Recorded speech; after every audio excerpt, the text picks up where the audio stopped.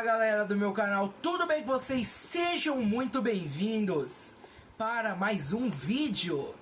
Pois é, e no vídeo de hoje, depois de 3 semanas sem vídeo, estamos de volta com o quadro que vocês mais gostam aqui no canal, que é Lendo Livro. Vamos continuar lendo o livro Como Enfrentar o Ódio de Felipe Neto. Fechar a porta aqui pra... Bom, vamos se acostumando com esse fundo de filmagem branco, que a maioria dos vídeos vai ser feito aqui, tirando o Isaac na cozinha e outros vídeos, né, que eu tenho que ver ainda. Mas, nossa, mas onde você está, Isaac? Eu estou no meu quarto, gente. Olha, dá pra abrir assim, ó. Gosto bastante desse fundo, mas esse fundo vai ser temporário branco, viu? Porque eu vou pintar ele em breve. Gente, antes da gente começar, já vai deixando o seu like, se inscrevendo no canal e ativando o sininho da notificação pra você não perder nenhum vídeo. Que saiu um vídeo por dia, todo dia, de segunda a sábado, e você não pode perder nenhum. Bom, toda terça e quinta, Saga Minecraft. E toda segunda-feira tem leitura de livro. Na verdade não tem data certa pro livro não, gente. Eu não vou colocar data certa pro livro, porque é ruim assim, né? A gente parou no Luz, Câmera e Ação. Mas antes da gente continuar a ler, galera, eu acabei de gravar o primeiro episódio do Isaac na Cozinha On, que vai sair pra vocês depois de amanhã. Esse vídeo tá saindo segunda-feira. Eu tô gravando ali domingo, um dia antes. Pra você que tá assistindo esse vídeo hoje, eu gravei ontem, que no caso é domingo, que no caso é hoje. Confuso, né, gente? Então vamos ler. O último episódio paramos no capítulo... Nossa. Cego pelo ódio. Felipe Neto fala essas coisas falava sobre como o ódio dele aumentou pelo PT, pelo partido PT, né? Mas então vamos começar a ler, né? Luz, Câmera e Ação, ok?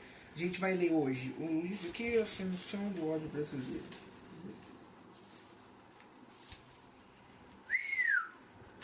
Eu acho que a gente vai ler 2 capítulos hoje. O Luz e Ação e a Ascensão do Ódio Brasileiro, porque a Ascensão do Ódio Brasileiro é muito comprido. Se eu não me engano é o capítulo mais comprido que a gente já leu aqui no canal. Não, a gente vai ler 3. A gente vai do Luz, Câmera e Ação até a Lava Jato e as eleições de 2014. Vamos começar. Luz, Câmera, Ação. Alguns anos antes eu havia tido uma ideia. Tudo que eu fazia na vida era teatro e design gráfico. Vocês que não sabem, Felipe Neto, ele fez curso de teatro e de design gráfico, ok? Dominava a internet e sabia da minha capacidade de interpretação no palco. Por que não tentar unir as duas coisas? Algumas pessoas nos Estados Unidos já estavam começando a fazer isso. Existia até um nome, videovlogger. Não, é videologger. Chique. Era como ter um blog, mas em vídeo. Que no caso, aqui ele tá contando como ele descobriu o YouTube, né? Que aqui ele conta que ele sabia teatro e ele sabia design gráfico. Então ele falou, vou juntar os dois e vou, né? E vou juntar os dois e formar um videologger. Que nos Estados Unidos já estava sendo formado, que é a mesma coisa que ele fala que é um blog, só que em formato de vídeo, que no caso é esse vídeo que você está assistindo agora e os vídeos que eles postam no YouTube até hoje, todos postam, todos os youtubers. Eu já estava frustrado e sem nenhuma perspectiva, não custava experimentar. Juntei um pouco de dinheiro e comprei uma câmera com um belo desconto, porque ela estava no mostrador da loja e já tinha sido muito manuseada pelos clientes. Ele comprou uma câmera então com desconto, porque quando você vai numa loja comprar alguma coisa que está no mostruário, geralmente aquela coisa não é tão boa. porque já foi manuseada pelos clientes. As clientes talvez testaram para tentar comprar e desistiram de comprar. Aí, por causa disso, Felipe Neto chorou. A gente usa o termo chorar para a pessoa dar um desconto bom para diminuir o preço, né? Então, vamos lá. Cheguei em casa e guardei a câmera no armário. E lá ficou até março de 2010. Foram 2 anos acumulando poeira. Eu tinha medo de botar um vídeo na internet e me transformar numa chacota, envergonhar a minha família, ser visto apenas pelos amigos e mesmo assim passar vergonha. Acima de tudo, tinha medo do fracasso. Foi apenas 2 anos depois que o ódio superou o medo e eu decidi que era a hora. Converti todo aquele ódio, todo aquele rancor num personagem visceral que gritava o tempo inteiro com a câmera. Chamei aquele quadro de Não Faz Sentido. Que no caso é o quadro mais famoso, dele, que é o que ele começou no YouTube, né? Falando do Crepúsculo, falando do PT, inclusive. Que ele fez um vídeo falando do PT, eu acho que ele vai falar aqui, inclusive. Ele vai falar, na verdade, eu li esse livro. Eu tô lendo ainda, viu? Vamos lá. E passei a escrever roteiros em que atacava. Ele escreveu roteiros que ele mesmo produzia o vídeo. Isso aí é atacar, ele mesmo fazia o roteiro e ele mesmo produzia o vídeo. Extremamente agressivo e bem-humorado. Várias coisas que faziam sucesso entre os adolescentes, como a saga Crepúsculo, além de atitudes e fatos que julgava nocivos à sociedade, como a corrupção do governo brasileiro. O sucesso foi astronômico, muito maior do que eu jamais poderia imaginar. Em poucos meses eu não podia andar nas ruas sem ser reconhecido. Invadi a casa de milhões de brasileiros. Revistas e jornais queriam falar comigo. Aqui fala que o Felipe Neto tinha tanto medo do fracasso e tinha ódio, inclusive, né, por causa do PT, tudo que tinha acontecido. Mas quando ele juntou isso, ele se tornou um fenômeno do YouTube na época. E hoje em dia ele é ainda, ele é o youtuber que mais cresce no Brasil. Ele tem 47 ponto poucos milhões, se não tiver 48 milhões já. Então aqui, ele falou que ele apostou tudo que ele tinha. Dinheiro dele, né, porque ele usou para comprar câmera. O medo de fracassar, de envergonhar a família dele de uma forma, de só amigos verem os vídeos dele. E ele ficou famoso. Aqui ele fala que as pessoas, ele saía na rua, as pessoas, Felipe Neto, tira uma foto comigo. As pessoas começavam a reconhecê-lo, isso é muito legal. Ainda naquele ano, comecei a pôr para fora meu ódio ao PT e à esquerda brasileira. O ápice para mim era a candidatura de Dilma Rousseff para o pleito presidencial.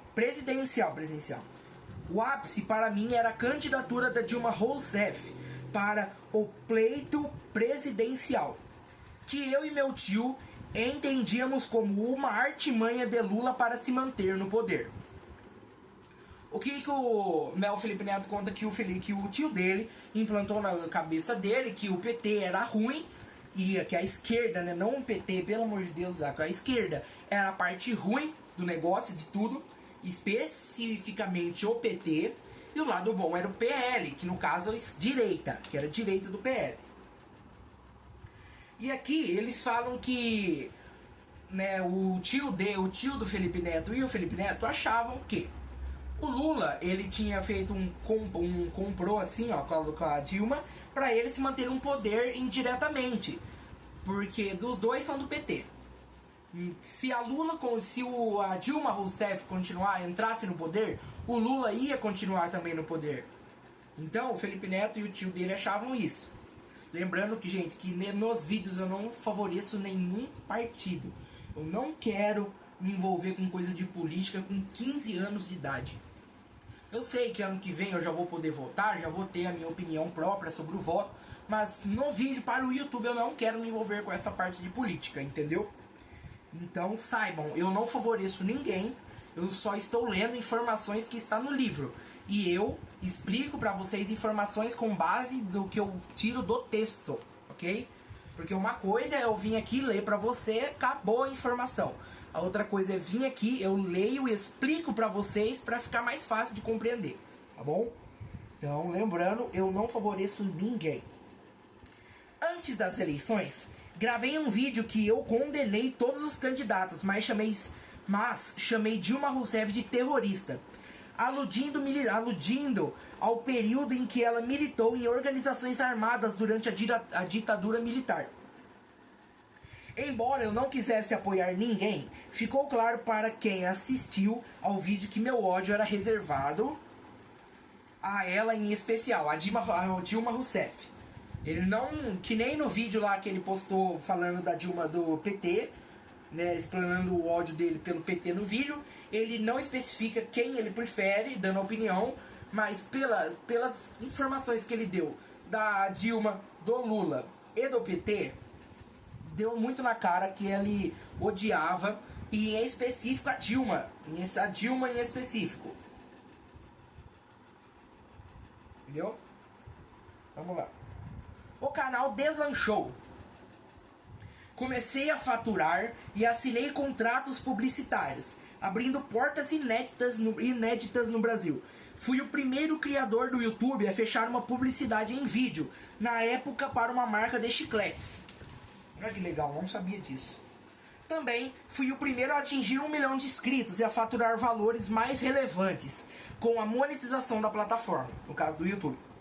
Agora que eu estava ganhando dinheiro, encontrava outras formas de responsabilizar o PT por qualquer coisa que desse errado em minha vida. Eu queria empreender, então culpava o governo Lula pelos impostos que tinham de pagar, gritando aos 4 cantos que era muito difícil prosperar nesse país, porque a esquerda queria que os empresários fracassassem, tá bom, gente? Bom, aqui o Felipe Neto fala que após ele fez aquele vídeo lá humilhando o PT e chamando a Dilma de terrorista, o canal dele, assim, deslanchou de vez. O que é deslanchar? Aumentou mais ainda. O YouTube, ele começou a ter monetização no YouTube, que monetização geralmente você tem quando passa 1 milhão de inscritos, 1000 inscritos, né?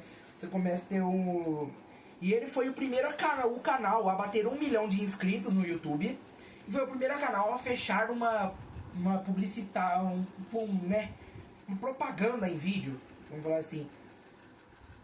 Então, e como ele já tinha, né, a vida dele tinha melhorado, ele tinha pagamento, ele estava tentando achar outra forma de culpar o PT por estar dando tudo errado na vida dele. Em outubro de 2010, Dilma Rousseff venceu José Serra e se tornou a primeira mulher eleita presidente do Brasil. Presidente na República Federativa do Brasil.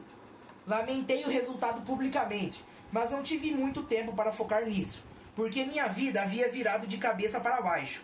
Voltei a morar sozinho, abri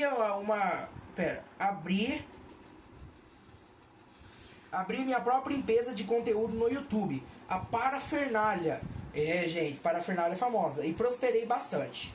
Bom, todo mundo aqui já deve conhecer Parafernália, que é um canal assim de comédia maravilhoso. Eu amo esse canal, mesmo que o canal esteja desativado agora. Não sei, peraí. Não, gente, eu não vou falar nada pra mim não falar merda aqui, mas ó, o canal, até por onde eu sei, está desativado. O Felipe Neto não é, mas ele era dono, mas ele passou, se eu não me engano. Ele é o criador do Parafernália, viu, gente?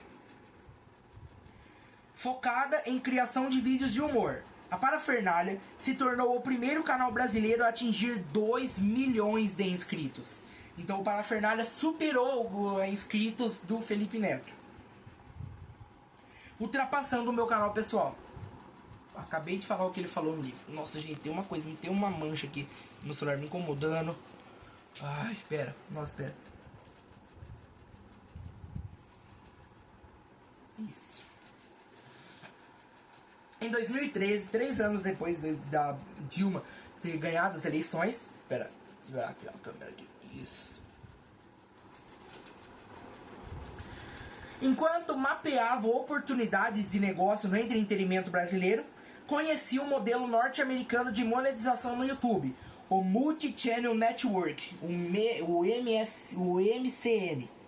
Eram empresas que agenciando canais na plataforma facilitavam que eles pudessem receber dinheiro com seus vídeos, além de auxiliá-los em diversas outras frentes, como a venda de conteúdo publicitário e assessoria da imprensa.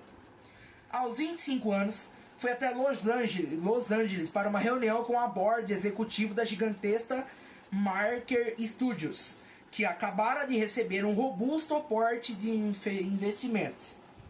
Saí de lá com um acordo que mudaria minha vida e abri a Paramaker, a união da parafernália, com a Maker Studios, que ajudou se tornando um enorme sucesso no cenário do entretenimento brasileiro. Acabamos o capítulo dos câmeras de ação. Agora nós vamos à ascensão do ódio brasileiro. Em 2013, uma série de protestos tomou conta das ruas do Brasil, com desdobramentos que revelariam históricos. Inicialmente, as manifestações eram convocadas por um movimento social formado, em sua maioria das vezes, por estudantes de esquerda que lutavam pela gratuidade do transporte público. À medida que cresciam, porém, os protestos se tornaram uma massa amorfa de insatisfação com as mais diversas pautas. Que está falando que houveram vários protestos, tipo, o povo saía na rua para fazer protesto por causa contra o PT, essas coisas. E eles queriam o quê? Agora que o PT estava no público, eles queriam que o transporte público ficasse gratuito. Então eram estudantes que eram de esquerda, queriam lutar pela gratuidade do transporte público. Às vésperas de um dos maiores protestos, lancei um vídeo no meu canal com o título Muda Brasil, convocando todos os meus seguidores a sair pelas ruas. Eu gritava contra o PT e a presidenta Dilma, ofendendo sua gestão de todas as formas possíveis. A repercussão foi grande e milhões de pessoas foram inflamadas por aquele mesmo ódio que eu sentia. Muitos outros influenciadores também convocaram seu público para os atos. Porém, o principal responsável pela divulgação foi o boca a boca. Fui com a máscara do filme V de Vingança, acreditando lutar para tirar aquela esquerda nojenta do país para sempre. Então aqui tá falando que o Felipe Neto, ele, na época do maior protesto que teve contra o PT, ele gravou um vídeo escrito Muda Brasil, como ele fala, que aqui ele mostra que quando o povo, a repercussão do vídeo dele foi tão grande que muitas pessoas começaram a fazer isso e outros youtubers começaram a ajudar esse protesto e falar também pros fãs deles, dos youtubers fazerem isso. As ruas ficaram abarrotadas, a polícia foi acionada. Grupos mais radicais utilizavam-se de táticas black bloc para atacar e vandalizar o estabelecimento. A tropa de choque tomou as ruas. Era um verdadeiro cenário de guerra. Precisei fugir de cacetetes e balas de borracha. Muito spray de pimenta passou perto do meu rosto. Das ruas e das janelas, as pessoas gritavam: "Vem pra rua, vem pra rua!" Então aqui o Felipe Neto também ajudou no protesto, protesto, tá certo. Indo pras ruas, mas ele desistiu por causa que tinha muitos cacetetes, os policiais batiam nas pessoas, spray de pimenta e balas de borracha, né, gente? Revólveres de borracha. E as pessoas, tipo assim, eu tô aqui com a janela aberta, aqui e a janela dá pra rua. Pessoas tá passando assim, vem pra rua também, vamos! Fora PT, entendeu? O povo fazia tipo isso. Elas pareciam movidas a ódio. No ar, uma sensação de revolta generalizada, diferentes grupos defendendo diferentes pautas, às vezes contraditórias entre si. Havia gente de direita, de esquerda e muitos outros sem identificação clara, até apartidários. Alguns gritavam pelo fim da corrupção do PT, ou contra os gastos com estádios para a Copa do Mundo de 2014, que se aproximava. Outros protestavam contra o oligopólio da Rede Globo, outros pela melhoria consenso. As pessoas queriam mudanças. Era um ódio como eu jamais tinha visto, e que parte dos manifestantes e eu dirigíamos ao PT. Eu tinha certeza de que estava do lado certo dos protestos. Em teoria, a aprovação ao governo petista era positiva, embora tenha havido erros graves. Em 11 anos o Brasil passara pela 14ª para a 7ª maior economia do mundo, com projetos de distribuição de renda e de combate à fome. Em 2013, a taxa de desemprego alcançara o menor valor em 11 anos. A inflação anual de 2012 havia ficado em 5,84, inferior a 2011. E o PIB havia crescido 0,9%, números depois revistos para 1,9%. Eu não admitia, e não era o único, essas conquistas porque a situação do país não era tão boa na prática. Parecia haver um descompasso com a realidade que vivíamos no dia a dia.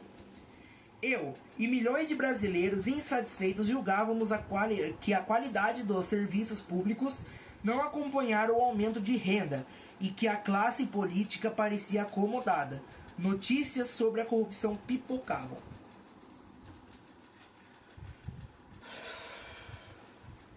Ó, li bastante, gente. Li pra caramba agora. Eu tô até sem ar. Bom, aqui tá falando que após a Dilma Rousseff ter entrado no poder, a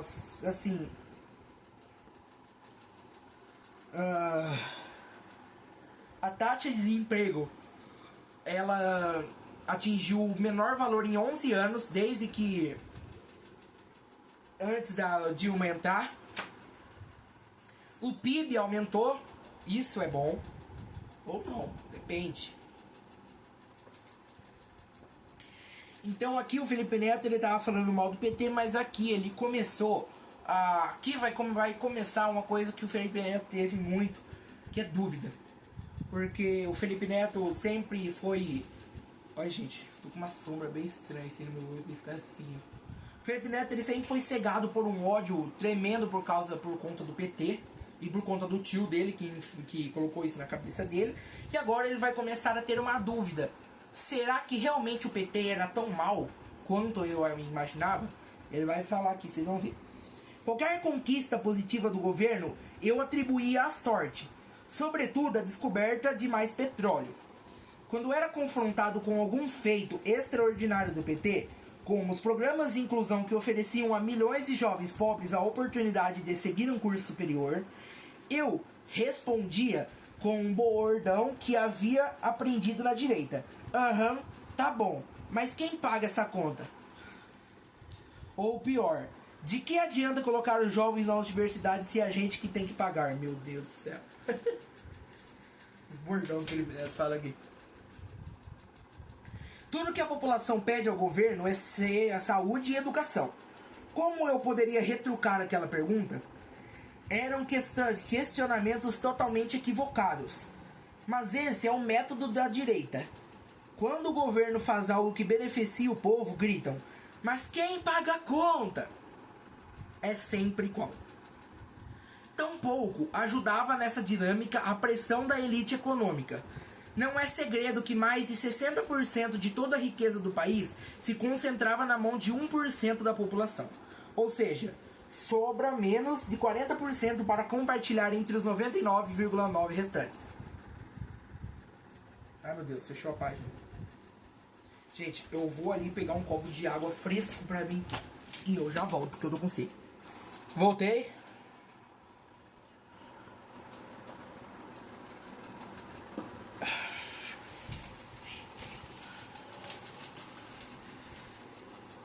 Vamos lá. Nossa, peraí. Tava me enforcando aqui minha roupa hoje.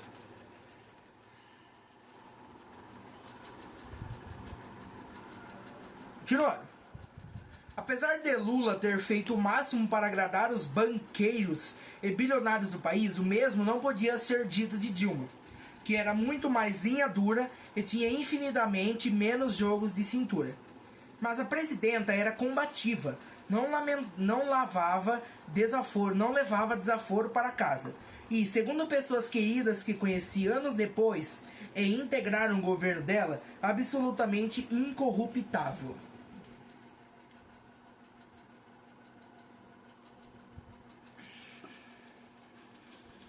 Felipe Neto que fala que o Lula, ele sempre fez o máximo para agradar as pessoas ricas. E a Dilma, ela não fazia isso, porque a Lula, olha, pelo amor de Deus, a Dilma era cintura firme, né? Linha dura, ele fala aqui. Quer dizer que a Dilma, ela não fazia isso, não favorecia ninguém. E ele fala que pessoas que ele conheceu anos depois falou que o governo da Dilma era incorruptável, quer dizer que não tinha corrupção nenhuma. Vamos lá.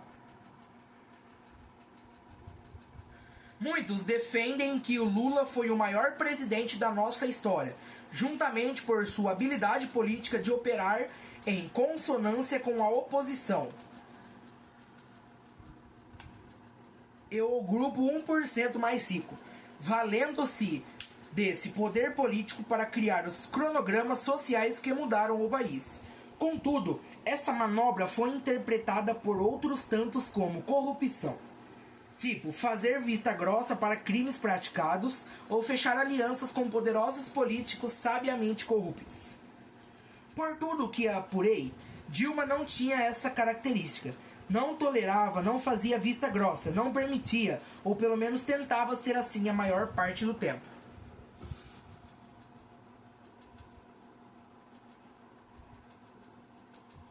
Conclusão: os grandes oligopólios, banqueiros e donos de mídia e as pessoas mais poderosas do país acumularam verdadeiro ódio a Dilma Rousseff.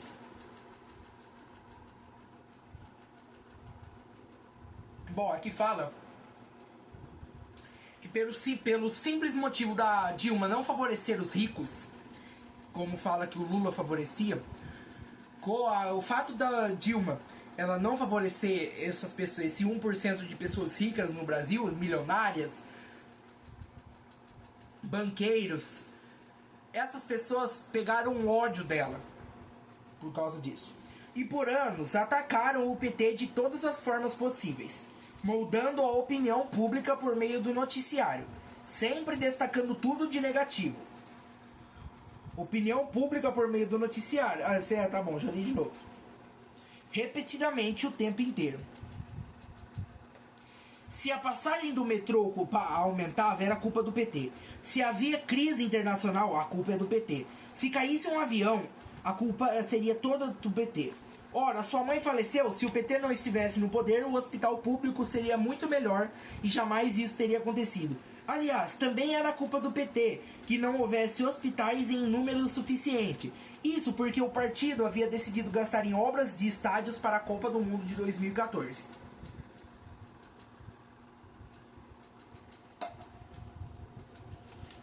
Então aqui ele fala que tudo que acontecia era culpa do PT.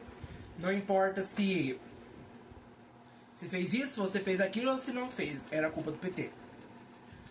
Que ele dá exemplo, né? O avião caiu, culpa do PT. Sua mãe faleceu, é culpa do PT porque não fez. Se o PT não tivesse no poder, ia ter hospitais públicos melhores. A culpa é toda do PT. Aqui no livro. Havia problemas? Sem dúvida. Escândalos de corrupção envolvendo representantes do partido eram os principais. O tempo todo vinha à tona uma notícia de corrupção protagonizada por um integrante do PT, o que ajudou a criar narrativas de que o Partido dos Trabalhadores era o mais corrupto, a criar a narrativa de que o Partido dos Trabalhadores era o mais corrupto da história, não só do Brasil, mas do mundo. Em retrospecto, parece inegável que, em geral, a grande mídia carregou nas tintas, deu pouca importância ao contraditório, a contextos específicos e à história.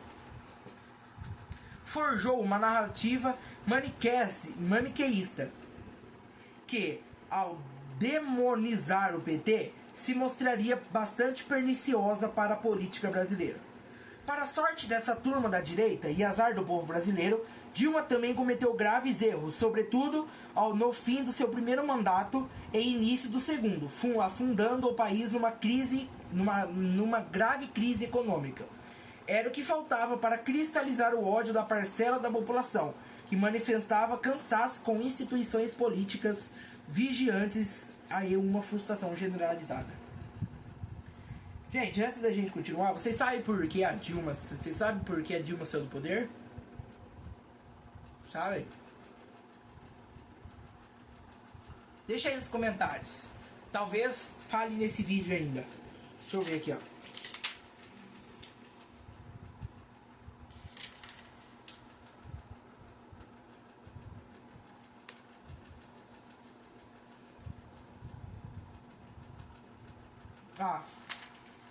Aqui vai falar sobre a Operação Lava Jato que aconteceu.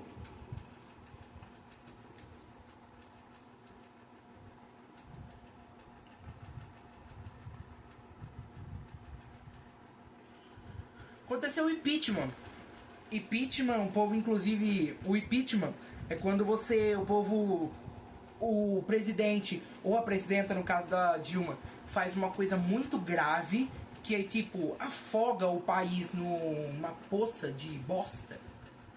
Que pode ser qualquer presidente, viu, gente? De qualquer partido eu tô falando, entendeu? PL, PT, esquerda, direita, não importa. Quando acontece isso, o presidente ou a presidenta que afoga o país na merda, eles podem fazer uma coisa chamada impeachment, que é uma votação para decidir se você quer tirar esse presidente do partido ou não. Aí é tipo a eleição, você vai lá, vota, você quer que tal, sim ou não. Se você colocar sim, aí se a maioria da população votar que sim, esse presidente sai do cargo e entra o vice-presidente. Se colocar que não, esse presidente continua. Entendeu? Já volto, gente, rapidão, pegar mais água.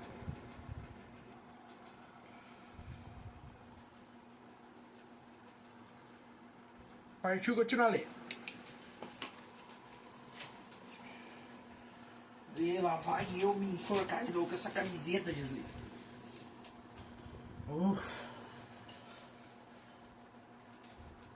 Moda casa hoje do chique, porra. Outro ponto que prejudicava o governo petista aos olhos da opinião pública era o ótimo relacionamento que seus representantes mantinham com ditadores de esquerda, como Hugo Chávez e Fidel Castro. Mesmo sobre o risco de serem interpretados como seus iguais, sendo o medo do consumismo o maior combustível da direita. Essa relação do partido com ditadores favorecia o discurso inflamado de que o sonho de Lula e Dilma era transformar o Brasil numa ditadura comunista. Ok? Além disso, os gastos com a Copa do Mundo de 2014, amplamente alardeados, colaboraram para massacrar a imagem do governo. De fato, as despesas com as obras foram faraônicas. Porém, para a grade mídia, pouco importava que mesmo eventos representariam uma injeção de 142 bilhões de reais na economia. Praticamente só o que saía dos cofres municípios públicos era noticiado.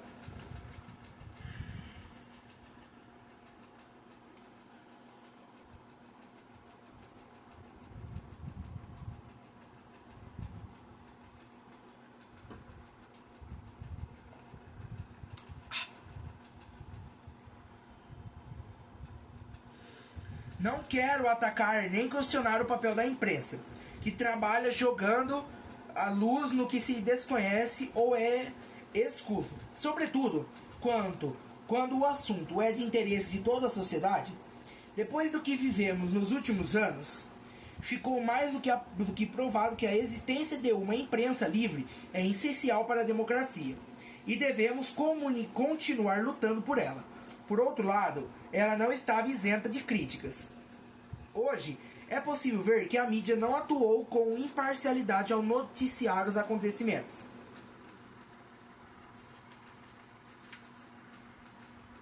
Nossa. Nossa.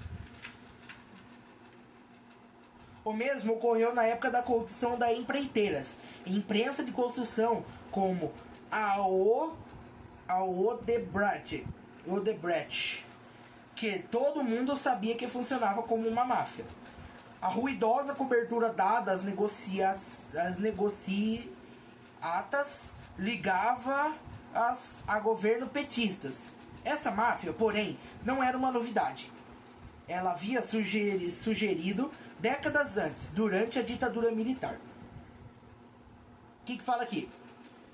Aqui fala que, né, com os gastos da Copa do Mundo amplamente alardados, né, maior, colaboraram para massacrar a imagem do governo.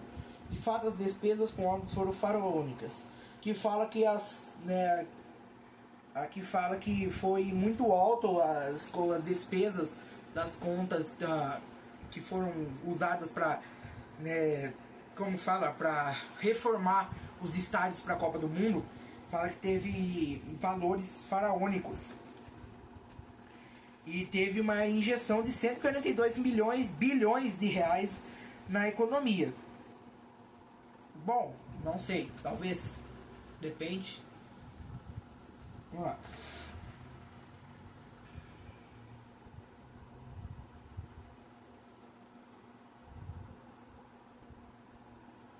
Só um minuto.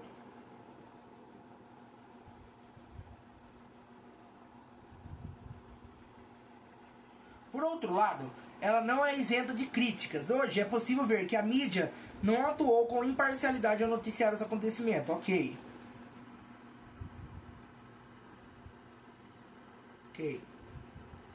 Nenhum presidente enfrentou o poder das empreiteiras. Mas o que saltava aos olhos era que a bola da vez era o PT. Então, a culpa só podia ser do partido. A comunicação institucional da esquerda brasileira perdia território a passos largos para um ódio descomunal alimentado por uma elite controladora, manipuladora e sedenta de poder.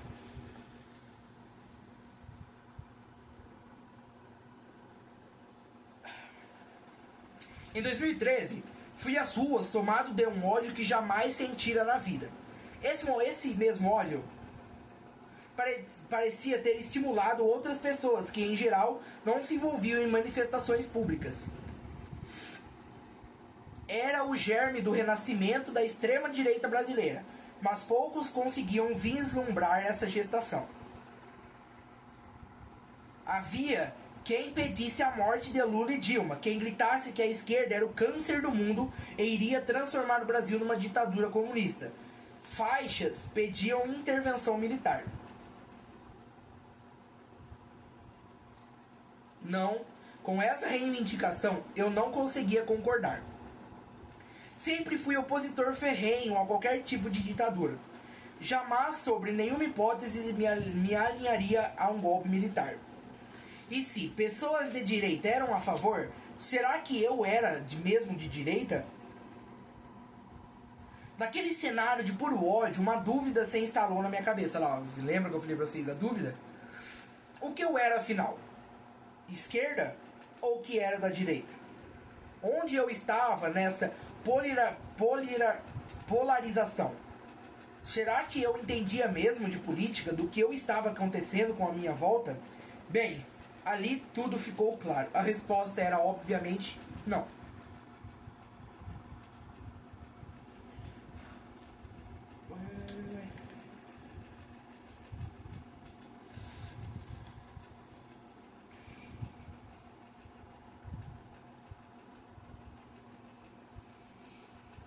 Quase todos os intelectuais que eu admirava se identificavam como esquerda. Como esquerda e direita depende do recorte da linha do tempo. E eu me refiro ao final do século XIX até o século XXI. Albert Einstein escreveu Por que o socialismo? José Saramago entregou o Partido Comunista Português. Marie Curie foi precursora do feminismo. E muitos outros como Stephen Hawking, Jean-Paul Sartre, Martin Luther King Jr., Frida Kahlo, Oscar Wilde, Lev Tolstói, Fyodor Dostoiévski, Paulo Freire, Malcolm X. Eu ficava desacorçoado. E olha, que eu nem conhecia Noam Chomsky ou Eduardo Galeano. Esse alinhamento dos intelectuais que eu admirava me incomodava demais, como aqueles gênios que não enxergavam que a esquerda era afinal o mal do mundo. E para piorar, os grandes nomes da direita eram pessoas pelas quais eu não tinha o menor apreço. Ronald Reagan, Winston Churchill, Margaret Thatcher,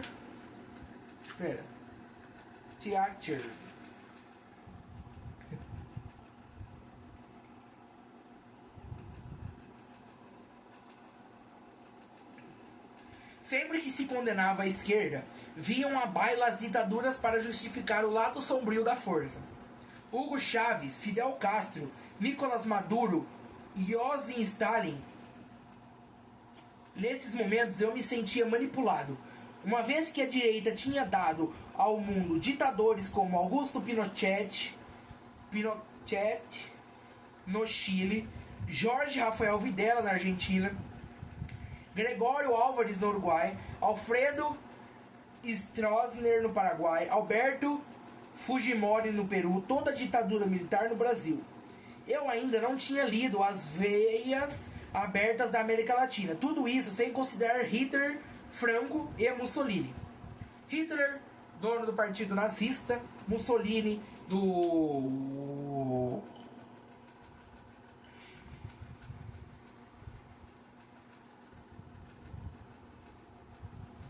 teve o salazarismo, franquismo, nazismo. Mussolini aí, ele é líder de algum partido aí.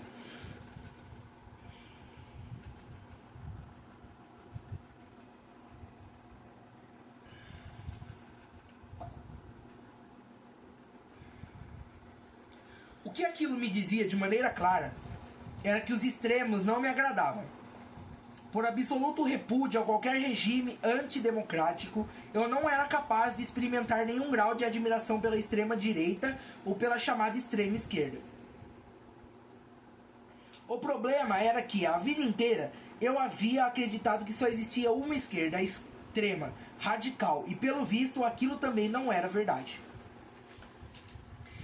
Comecei então a pesquisar mais, ler mais, para entender o contexto político e suas nuances. E foi com certa surpresa que me dei conta de que os valores que eu acreditava estavam muito mais próximos da esquerda do que da direita. Quanto mais eu lia, mais descobria que tudo aquilo que eu havia aprendido a refutar, mais despertava simpatia. Cota para as pessoas negras em universidades, por exemplo, era uma política de inclusão social incrível e necessária para qualquer país com um histórico racista e escravagista. O Bolsa Família não era um meio de comprar votos, mas uma forma de distribuir renda e acabar com a miséria do país. Até porque era possível alguém optar por não trabalhar para ganhar um auxílio governamental, que só servia para não morrer de fome. Esse vídeo vai dar mais de 1 hora, né, gente? Talvez. Porque, ó... não, talvez não. E claro, havia a questão das minorias. O teatro havia me aproximado de homossexuais, transexuais e outros grupos da comunidade LGBTQIAPN+. Com essa proximidade veio a compreensão de tudo que eles enfrentavam no dia a dia. Os crimes odiosos que se cometiam contra eles. E essa compreensão foi me livrando da homofobia que eu cultivava ao longo do meu crescimento, influenciado pela Igreja Católica, entre outros. Em 2010, fiz um vídeo chamado Viadinhos, integrante de uma banda, e disse que em breve seria crime ser hétero no Brasil. Eu não me considerava homofóbico, achava engraçado esse tipo de piada. Em 2013, fiz o vídeo Homofobia Não Faz Sentido, condenando abertamente toda a prática homofóbica e vários líderes religiosos brasileiros que endosavam o preconceito. Nunca mais postei comentários homofóbicos. A mudança foi acontecendo gradativamente. O que é gradativamente? A mudança foi acontecendo, né, de acordo com o tempo. Não foi uma coisa tipo instantânea, mas com o tempo ele foi perdendo esse preconceito que ele tinha com homossexuais, transexuais. A mudança, olha lá, é muito difícil dinamitar as colunas que sustentam tudo aquilo que nós acreditamos. Isso requer tempo, estudo e vontade. Contudo, mesmo com muita leitura, o ódio pelo PT permanecia intacto dentro de mim. Mesmo ele lendo, vendo que tudo que ele defendia partia mais pro lado da esquerda do que da direita, ele sempre continuava contra o PT e com o ódio tremendo dentro dele. Quando mais estava, quando mais estudava, mais eu começava a me identificar com ideias defendidas pela esquerda, mas que agora eu associava ao progressismo. Eu era um progressista. Defendia os direitos humanos, a liberdade de expressão, a liberdade de imprensa, as cotas, os auxílios governamentais, a luta diária pela diminuição da desigualdade, a exclusão de religião em decisões políticos, sociais. Sob o estudo do progressismo, eu não precisava me reconhecer de esquerda. Afinal, cresci sabendo que a esquerda era um desvio de caráter, uma doença social, um câncer no mundo. Tudo bem, eu era progressista, não esquerda. Já que o Felipe Neto fala como o ódio do PT e da esquerda permanecia dentro dele, ele falava que ele era progressista, ele não era nem de esquerda nem de direita, mas ele apoiava os direitos humanos, o direito de voto de todas as pessoas, independente da cor delas, independente do gênero delas, se ela é homem, se ela é mulher, se a pessoa é negra, se a pessoa é branca.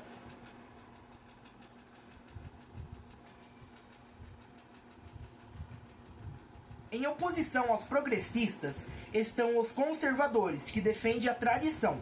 É comum conservadores brasileiros advogarem, por exemplo, pela não intervenção do Estado na economia, mas defenderem que o Estado deve sim impor preceitos e valores cristãos se a maioria da população segue o cristianismo. Os conservadores no Brasil pregam mais preceitos morais, muito embora a moralidade não tenha qualquer definição específica, o que acaba resultando em uma confusão absoluta, em que um homem é capaz de gritar na rua contra um homossexual por considerá-lo imoral, mas trair a esposa com prostitutas no fim de semana.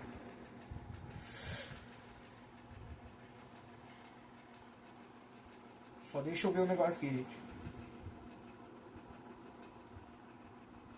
Aqui fala que, nesse parágrafo aqui, fala que os conservadores, eles pregam por preceitos morais.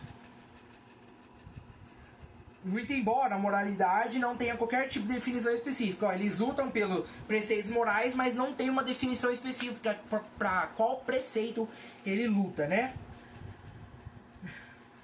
O que acaba resultando em uma confusão absoluta.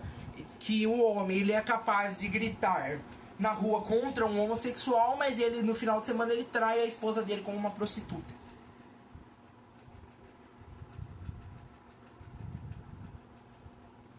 Os conservadores tendem a defender a manutenção daquilo que consideram tradicional, como os valores associados à família.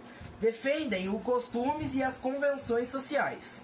No Brasil, costumam ser liberais na economia e conservadores no costume, aplicando os princípios teóricos do liberalismo, parcialmente apenas no que diz respeito à política econômica. Buscam o encolhimento do Estado, salvo quando ele serve para salvar da falência algum bilionário, e nesses momentos são os primeiros a gritar que o Estado deve intervir. E daí que quase todo progressista fosse de esquerda? E daí que quase conservador fosse de direita?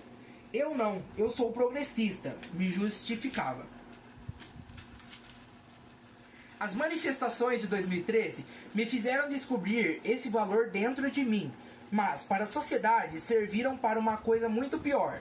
Marcaram o início da luta ativista e organizada da extrema-direita e o fim de uma hegemonia da esquerda em movimentos sociais.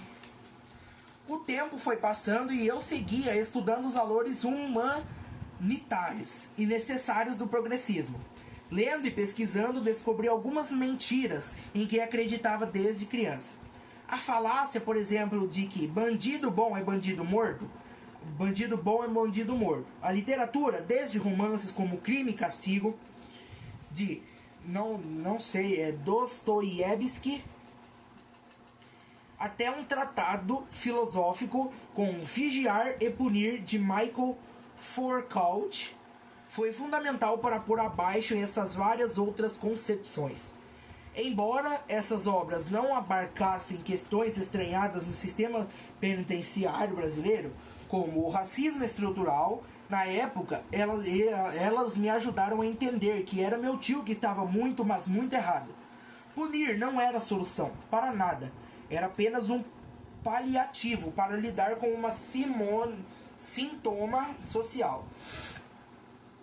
Um placebo administrado em doses erradas. Gente, estou com uma dor de garganta agora, estou lendo bastante. Toda hora eu descobria algum equívoco em que havia acreditado a vida inteira. Mas com certeza permanecia inabalável. PT era um câncer. O problema não era a esquerda entre si, mas o partido, principalmente Lula e Dilma. Ainda que agora soubesse que a esquerda não era o mal do mundo, esses dois com certeza eram. Vou parar por aqui. O vídeo está muito comprido, já deu 51 minutos de vídeo. Então, gente, no próximo episódio a gente vai ler o Lava Jato e as eleições de 2014, o golpe e enfrentando o conservadorismo. Ok? Então vamos lá. Tchau, gente. Espero que vocês tenham gostado. Deixa o like, se inscreve no canal, ativa o sininho da notificação para você não perder nenhum vídeo. Sai um vídeo por dia, todo dia, e você não pode perder nenhum. Então, gente, ó, beijão, um abraço e até o próximo vídeo. E tchau! Ah, peraí, gente, esqueci de falar um negócio pra vocês. Comprei uma câmera de gravação. Lembra que no vídeo falando das novidades de 2025... eu falei que eu ia comprar uma câmera profissional. Eu comprei, gente. Vai chegar de quinta-feira, eu acho. Mas se Deus quiser vai dar tudo certo. Vai chegar tudo de bom. Então, gente, até mais. Beijão, um abraço.